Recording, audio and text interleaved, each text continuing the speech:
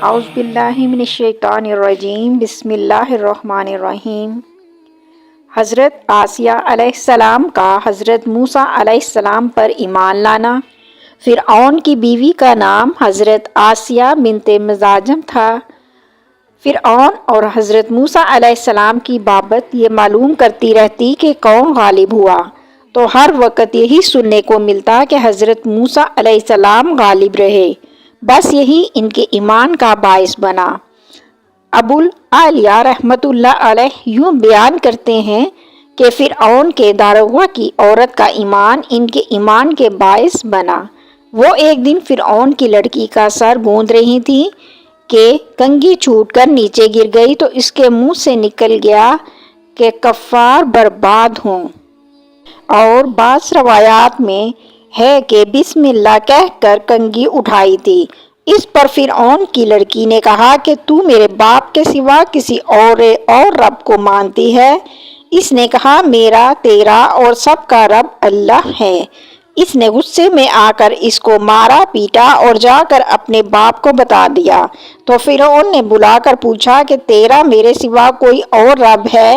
اس نے جواب دیا کہ ہاں، میرا رب اللہ ہے۔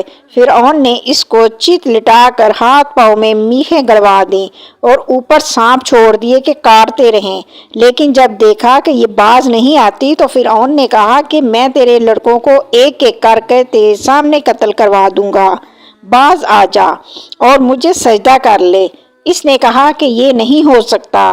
اس ظالم نے ایک لڑکے کو منگوایا اور مار ڈالا۔ انہوں نے اپنے پیارے سے پیارے بچے کو بچشم خود دیکھا اور صبر کیا۔ اس بچے کی روح نکلی تو اس نے کہا اے ماں خوش ہو جا، اللہ نے تیرے لیے بڑے بڑے ثواب تیار کر رکھے ہیں۔ پھر دوسرے بچے کو بھی اسی طرح قتل کروا دیا اور اس کی روح نے بھی ماں کو خوشخبری دی۔ فرعون کی اہلیہ نے ان دونوں بچوں کی خوشخبری سنی تو ایمان لے آئی۔ ادھر اس مظلوم عورت کی روح بھی اللہ تعالیٰ نے قبض کر لی اور اس کی منزل اور مرتبہ جو خدا کے ہاں تھا وہ حجاب ہٹا کر فرعون کی بیوی کو بھی دکھا دیا گیا، تو یہ اپنے ایمان اور یقین میں بہت بڑھ گئی، یہاں تک کہ فرعون کو بھی اس کا پتہ چل گیا۔ تو اس نے ایک دن اپنے درباریوں سے کہا کہ تمہیں کوئی میری بیوی کی خبر ہے؟ تم اسے کیا جانتے ہو؟ سب نے بڑی تعریفیں کی اور بھلائیاں بیان کی۔ فرعون نے کہا کہ تمہیں نہیں معلوم یہ میرے سوا دوسرے خدا کو مانتی ہے۔ پھر مشور ہوا کہ انہیں قتل کر دیا جائے۔ اس کو اللہ تعالیٰ نے اس طرح بیان کیا جس کا ترجمہ اور اللہ ایمان والوں کے لیے مثال بیان کرتا ہے۔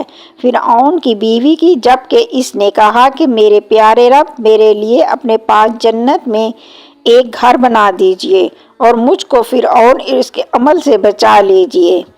فرعون غصے کے وقت لوگوں کے ہاتھ پاؤں میں میخیں گڑوا کر مار ڈالتا تھا، چورنگ کر کے اوپر سے بڑا پتھر پھینکتا تھا جس سے اس کی روح نکل جاتی۔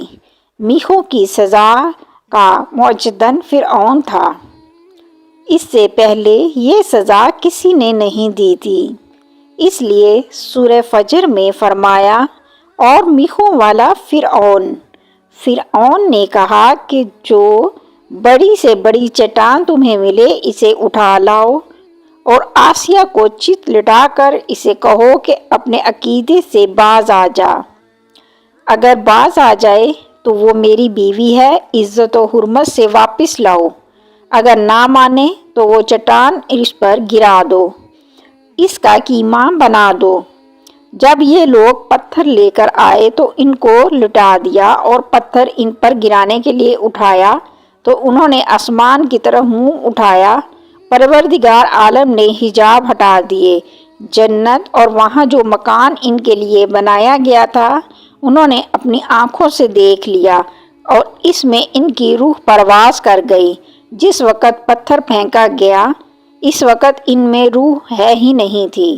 ایک روایت میں ہے کہ فرعون نے آخری وقت میں اس نیک بی بی پر طرح طرح کے مظالم ڈھائے۔ انہی مظالم کی حالت میں جبکہ فرعون نے ان کی جمیع کر رکھا تھا اور ان کی طرف آنکھ رکھ کر چھوڑ دی تھی تو انہوں نے مندرجہ بالا دعا کی۔ اس کے بعد حضرت آسیہ رضی اللہ تعالیٰ عنہ کو یا تو زندہ اٹھا لیا گیا یا ان کا وہ محل جو جنت میں ان کے لیے تیار تھا ان کو دکھایا گیا اور ان کی جان آفرین نے لے لی، یعنی فرعون نے ان کو شہید کر دیا۔